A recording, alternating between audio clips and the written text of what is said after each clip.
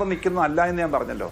ക്ഷേമ പെൻഷൻ്റെ കാര്യത്തിനകത്ത് പണ്ടൊക്കെ ഒരു പഞ്ചായത്ത് മെമ്പറുടെ ഒരു സർട്ടിഫിക്കറ്റ് വെച്ച് കൃത്യമായി നോക്കാതെ മേടിക്കുന്ന ധാരാളം കേസുകളുണ്ട്. ആളുകൾക്കറിയാം ഇവർ പലരും അങ്ങനെ മേടിക്കുന്നത് ശരിയാണോ തെറ്റാണോ എന്നൊക്കെ ചുറ്റുപാടുള്ള നാട്ടുകാർക്ക് അറിയാം. അപ്പോൾ അത്തരം തെറ്റായ കാര്യങ്ങൾ ആരെങ്കിലും വാങ്ങുന്നുണ്ടെങ്കിൽ അത് വേണം. പിന്നെ ചില ബാങ്ക് അക്കൗണ്ടിലൊക്കെ വരുന്ന പണമൊക്കെ ആൾ മരിച്ചിട്ട് പിന്നെയും കുറേ നാൾ മേടിക്കുന്നുണ്ട്.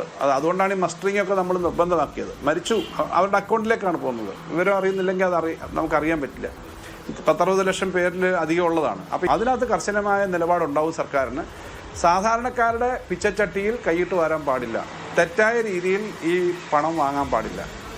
അതാണ് ഒറ്റ കാര്യമുള്ളൂ. അത് ശരിയായ കരങ്ങളിലേക്ക് എത്തിക്കുക എന്നുള്ള ഉത്തരവാദിത്തം ഗവൺമെൻറ്റിനുണ്ട്. മാത്രമല്ല തെറ്റായ സ്റ്റേറ്റ്മെൻറ്റ് കൊടുക്കുക എന്ന് പറഞ്ഞാൽ വളരെ ഗുരുതരമായ പ്രശ്നമാണ്.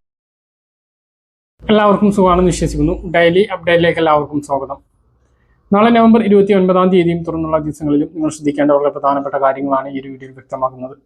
വീഡിയോയുടെ വിശദാംശങ്ങളിലേക്ക് കിടക്കുന്നതിന് മുമ്പ് കൂടുതൽ ആളുകളിലേക്ക് ഇൻഫർമേഷൻ എത്താൻ ഷെയർ ചെയ്യുക, ലൈക്ക് ചെയ്യുക. ഫേസ്ബുക്കിലൂടെ കാണുന്ന ആളുകൾ ഫോളോ ചെയ്യുക. വീഡിയോയുടെ വിശദമായ വിവരങ്ങളിലേക്ക് വരാം. അപ്പോൾ എല്ലാ ആളുകളും ഈ 3 കാര്യവും മനസ്സിലാക്കണം. ഇല്ല എങ്കിൽ റേഷൻ മുടങ്ങുന്ന സാഹചര്യം ഉണ്ടാകും. സംസ്ഥാനത്ത് അർഹരായിട്ടുള്ള എല്ലാ ആളുകൾക്കും എല്ലാ മാസവും പെൻഷൻ നൽകുക എന്ന ലക്ഷ്യത്തോടു കൂടി ക്ഷേമ പെൻഷൻ കൈപ്പറ്റുന്ന ആളുകളെ കുറിച്ചുള്ള അന്വേഷണം സംസ്ഥാനത്ത് ആരംഭിച്ചിരിക്കുകയാണ്. ആദ്യഘട്ടത്തിൽ തന്നെ 1459 പേർ അനർഹമായി പെൻഷൻ കൈപ്പറ്റുന്നുണ്ട് എന്ന് കണ്ടെത്തിയിട്ടുണ്ട്. ഇവരെല്ലാം സർക്കാർ ജീവനക്കാരാണ്. ഇതിൽ കോളേജ് പ്രൊഫസർമാർ വരെ ഉണ്ട്. വലിയ തുക ശമ്പളം സർക്കാരിൻ്റേത് വാങ്ങുമ്പോഴാണ് ഈ 60 വയസ്സ് പോലും ആയിട്ടില്ലാത്ത ഈ ആളുകൾ ഈ പാവങ്ങളുടെ 1600 തട്ടിയെടുക്കുന്നത്. ഇങ്ങനെയൊക്കെ ക്ഷേമ പെൻഷൻ നഷ്ടപ്പെടുന്നുണ്ട് എന്നാണ് ഇപ്പോൾ കണ്ടെത്തിയിട്ടുള്ളത്. വരും ദിവസങ്ങളിലും കർശനമായിട്ടുള്ള പരിശോധന തുടരും. സംസ്ഥാനത്തിന്റെ വിവിധ സർക്കാർ വകുപ്പുകളിൽ ജോലി ചെയ്യുന്നവർ, +2 അധ്യാപകർ, ആരോഗ്യ മേഖലയിൽ ജോലി ചെയ്യുന്നവർ, വനം വകുപ്പിൽ ജോലി ചെയ്യുന്ന ആളുകൾ, അങ്ങനെ നിരവധി മേഖലകളിൽ ജോലി ചെയ്യുന്ന 100 കണക്കിന് ആളുകൾ ഇങ്ങനെ പെൻഷൻ കൈപ്പറ്റുന്നുണ്ട് എന്ന് കണ്ടെത്തിയിട്ടുണ്ട്. മാത്രമല്ല അർഹതയില്ലാത്ത സാധാരണക്കാരും ക്ഷേമ പെൻഷൻ കൈപ്പറ്റുന്നുണ്ട് എന്നാണ് സർക്കാരിന്റെ വിലയിരുത്തൽ. സർക്കാരിന് കൃത്യമായിട്ട് എല്ലാ മാസവും പെൻഷൻ നൽകാൻ ഈ അനർഹരെ ഒഴിവാക്കുന്നതിന് വേണ്ടിയിട്ടുള്ള കർശനമായിട്ടുള്ള പരിശോധന വരും ദിവസങ്ങളിൽ ഉണ്ടാകും എന്നാണ് ലഭിക്കുന്ന വിവരങ്ങൾ. കൃത്യമായി മാനദണ്ഡത്തിന്റെ അടിസ്ഥാനത്തിലാണ് സംസ്ഥാനത്ത് ഓരോ പഞ്ചായത്തും ക്ഷേമ പെൻഷൻ അനുവദിക്കുന്നത്. പക്ഷേ അതെല്ലാം കാറ്റിൽ പറത്തിക്കൊണ്ട് പല ആളുകളും ക്ഷേമ പെൻഷൻ കൈപ്പറ്റുന്നുണ്ട് എന്നാണ് വിലയിരുത്തൽ. വലിയ കൊട്ടാര സമാനമായിട്ടുള്ള വീടുകളിൽ താമസിക്കുന്ന ആളുകൾ, 1500 cc മുകളിലുള്ള വാഹനം ഉള്ള ആളുകൾ, ഫ്ലോറിങ്ങും മറ്റും ആഡംബര രൂപത്തിലുള്ള ടൈൽസ് പാകിയത്, മുറ്റം ടൈൽസ് പാകിയത്, അതുപോലെ തന്നെ AC ഉൾപ്പെടെയുള്ള അത്യാധുനിക സൗകര്യങ്ങൾ ഉള്ള വീടുകളിൽ താമസിക്കുന്ന ആളുകൾ, ഇത്തരം ആളുകൾക്കൊന്നും പെൻഷന് അർഹതയില്ല എന്നുള്ളതാണ്. അങ്ങനെയുള്ള ആളുകളുടെ പരിശോധനയും നടക്കും. അങ്ങനെയുള്ള ആളുകളെയും പെൻഷൻ പട്ടികയിൽ നിന്ന് പുറത്താക്കുന്ന നടപടി ഉണ്ടാകും. പക്ഷേ സർക്കാർ ജീവനക്കാരോടാണ് പലിശ അടക്കം തിരിച്ചടക്കാൻ വേണ്ടിയിട്ട് പറഞ്ഞിട്ടുള്ളത്. മറ്റുള്ള ആളുകളുടെ പെൻഷൻ റദ്ദാക്കുക മാത്രമാണ് ഉണ്ടാകുക. പക്ഷേ അവരുടേത് തിരിച്ച് അടയ്ക്കേണ്ട ഒരു അവസ്ഥയിലേക്ക് വരില്ല എന്നുള്ള കാര്യം കൂടി ഓർമ്മിപ്പിക്കുകയാണ്. അപ്പോൾ വളരെ പ്രധാനപ്പെട്ട ഒരു അറിയിപ്പാണ്. പരിശോധന സംസ്ഥാനത്ത് ആരംഭിച്ചിരിക്കുകയാണ് എന്നുള്ളതാണ് മറ്റൊരു പ്രധാനപ്പെട്ട അറിയിപ്പ്. മരണപ്പെട്ടവരുടെ പെൻഷൻ അനന്തരാവകാശികൾക്ക് വേണം എന്ന് സർക്കാരിന് വിവിധ ശുപാർശകൾ വന്നതിന്റെ അടിസ്ഥാനത്തിൽ സംബന്ധിച്ച് ധനവകുപ്പ് അഡീഷണൽ ചീഫ് സെക്രട്ടറി സർക്കുലർ പുറത്തിറക്കി. ഒരു വ്യക്തിക്ക് അനുവദിക്കുന്ന ക്ഷേമ പെൻഷൻ അദ്ദേഹത്തിന് മാത്രമാണ്. അദ്ദേഹത്തിന്റെ മരണശേഷം അവരുടെ ആശ്രിതർക്ക് ഈ ഒരു തുക നൽകാൻ നിർവാഹമില്ല എന്നാണ് സർക്കാർ വ്യക്തമാക്കിയിട്ടുള്ളത്. കൊണ്ട് തന്നെ മരണപ്പെട്ട ആളുകളുടെ പെൻഷൻ ആർക്കും ലഭിക്കില്ല. മറ്റൊരു പ്രധാനപ്പെട്ട അറിയിപ്പ്, ഇനി അടുത്ത പെൻഷൻ വിതരണം അത് അടുത്ത മാസം 10-ാം തീയതിയോടുകൂടി സർക്കാർ നടപടി ആരംഭിച്ച് 20-ഓടുകൂടി വിതരണം തുടങ്ങും എന്നാണ് നമുക്ക് ഇപ്പോൾ ലഭിക്കുന്ന വിവരങ്ങൾ. അതായത് ഡിസംബർ 25 ക്രിസ്മസിന് മുമ്പ് എല്ലാവർക്കും പെൻഷൻ എത്തുന്ന രൂപത്തിൽ തന്നെയായിരിക്കും പെൻഷൻ വിതരണം ആരംഭിക്കുക. അപ്പം അതുമായി ബന്ധപ്പെട്ട അറിയിപ്പുകൾ വരുന്ന സമയത്ത് കൃത്യമായിട്ട് നിങ്ങളെ അറിയിക്കുന്നതാണ്. മസ്റ്ററിംഗ് ചെയ്യാത്ത ആളുകൾക്ക് ഈ 2 മാസം, അതായത് 3200 ക്രിസ്മസോടനുബന്ധിച്ച് ലഭിക്കുക, അത് മുടങ്ങും. ഇനി 1 മുതൽ 20 വരെ മസ്റ്ററിംഗ് ചെയ്യാം. അങ്ങനെയുള്ള ആളുകൾക്ക് മസ്റ്ററിംഗ് പൂർത്തീകരിക്കുകയാണെങ്കിൽ ജനുവരി മുതൽ വിതരണം ചെയ്യുന്ന പെൻഷൻ ലഭിച്ചു തുടങ്ങുന്നതായിരിക്കും. സംസ്ഥാനത്തുടനീളം കേരള ബാങ്ക് ജീവനക്കാർ ആരംഭിച്ച പണിമുടക്ക് തുടരുകയാണ്. ശനിയാഴ്ച വരെയാണ് സംസ്ഥാന വ്യാപകമായി പണിമുടക്ക് നടക്കുന്നത്. കേരള ബാങ്ക് എംപ്ലോയീസ് കോൺഗ്രസിന്റെ നേതൃത്വത്തിലാണ് സമരം. ബാങ്കിന്റെ സംസ്ഥാനത്തെ 823 ശാഖകളിലും ഹെഡ് ഓഫീസുകളിലും റീജിയണൽ ജില്ലാ ഓഫീസുകളിലും ജീവനക്കാർ പണിമുടക്കിൽ പങ്കെടുക്കുന്നുണ്ട്. സംസ്ഥാനത്തെ ITIകളിൽ വനിതാ ട്രെയിനികൾക്ക് മാസത്തിൽ 2 ദിവസത്തെ ആർത്തവ അവധി നൽകുമെന്ന് വിദ്യാഭ്യാസ മന്ത്രി വി ശിവൻകുട്ടി വ്യക്തമാക്കി. കൂടാതെ ITI പ്രവൃത്തി ദിവസമായ ശനിയാഴ്ച അവധിയായിരിക്കുമെന്നും മന്ത്രി അറിയിച്ചു. വിദ്യാഭ്യാസ സ്ഥാപനങ്ങളിൽ ക്ലാസ് റൂമുകളിൽ വെച്ച് കുട്ടികളോട് ഫീസ് ചോദിക്കാൻ പാടില്ല എന്നും വിദ്യാഭ്യാസ മന്ത്രി വി ശിവൻകുട്ടി അറിയിച്ചിട്ടുണ്ട്.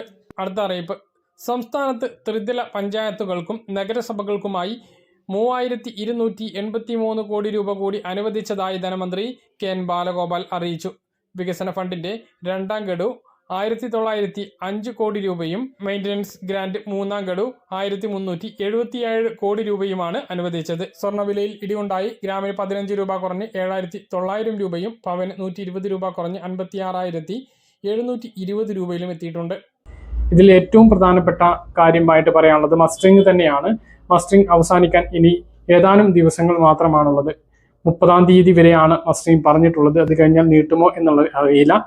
മസ്റ്ററിംഗ് ചെയ്യാത്ത ലക്ഷക്കണക്കിന് ആളുകൾ സംസ്ഥാനത്തുണ്ട് എന്നും അവരെ കണ്ടെത്തിക്കൊണ്ട് പുറത്താക്കുന്ന നടപടിയിലേക്ക് സർക്കാർ കടക്കുകയാണ് എന്നും അനൗദ്യോഗികമായിട്ടുള്ള അറിയിപ്പ് വന്നിട്ടുണ്ട്.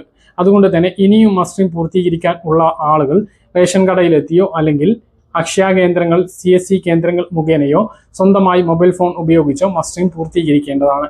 എങ്ങനെയാണ് ഇതൊക്കെ ചെയ്യേണ്ടത് എന്നൊന്ന് വിശദമായിട്ട് വീഡിയോ പറഞ്ഞിട്ടുള്ളത് കൊണ്ട് തന്നെ അത് വീണ്ടും വിശദീകരിച്ച് സമയം കളയുന്നില്ല. അതുകൊണ്ട് തന്നെ മസ്റ്ററിംഗ് ചെയ്യാത്ത ആളുകൾ ഉടനെ അത് ചെയ്യണമെന്ന് ഓർമ്മിപ്പിക്കുന്നു. ഇല്ല എങ്കിൽ നിങ്ങളെ റേഷൻ കാർഡിൽ നിന്നും ഒഴിവാക്കുന്ന സാഹചര്യം ഉണ്ടാകും.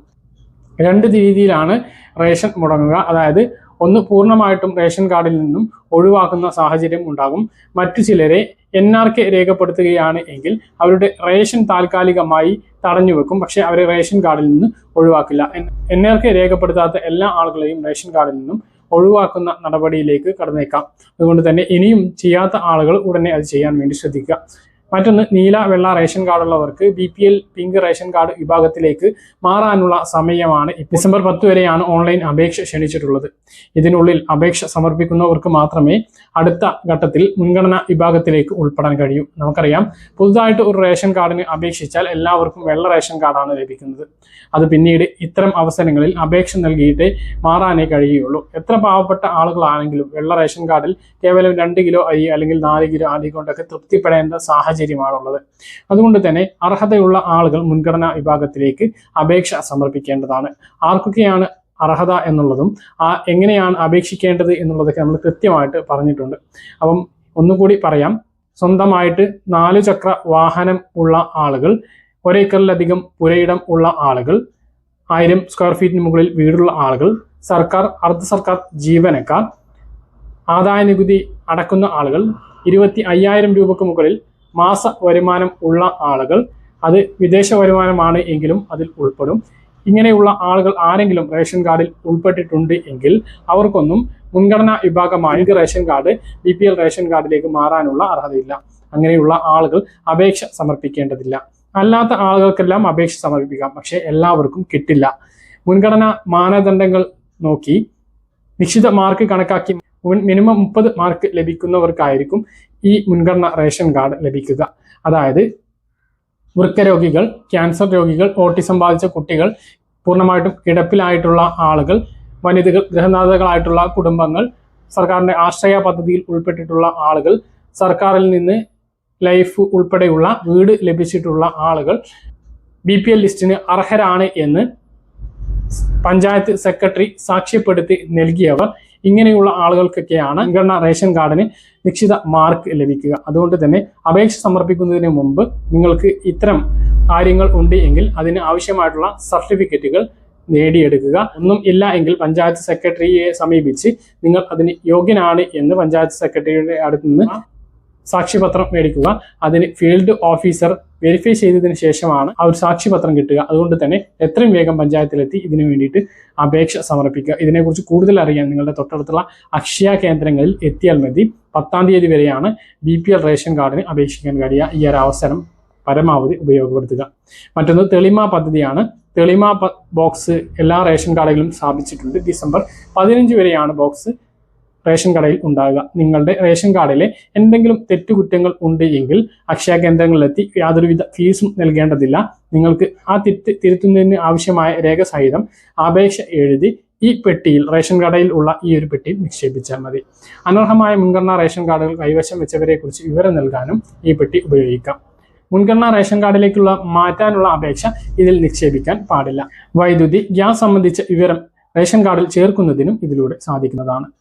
വളരെ പ്രധാനപ്പെട്ട അറിയിപ്പുകളാണ്. പറഞ്ഞ കാര്യങ്ങൾ കൃത്യമായിട്ട് മനസ്സിലാണെന്ന് വരുന്നു. ഇതുപോലെ ഇൻഫർമേഷൻ ലഭിക്കാൻ ചാനൽ സബ്സ്ക്രൈബ് ചെയ്യുക, ബെൽ ഐക്കൺ എനേബിൾ ചെയ്ത് വെക്കുക.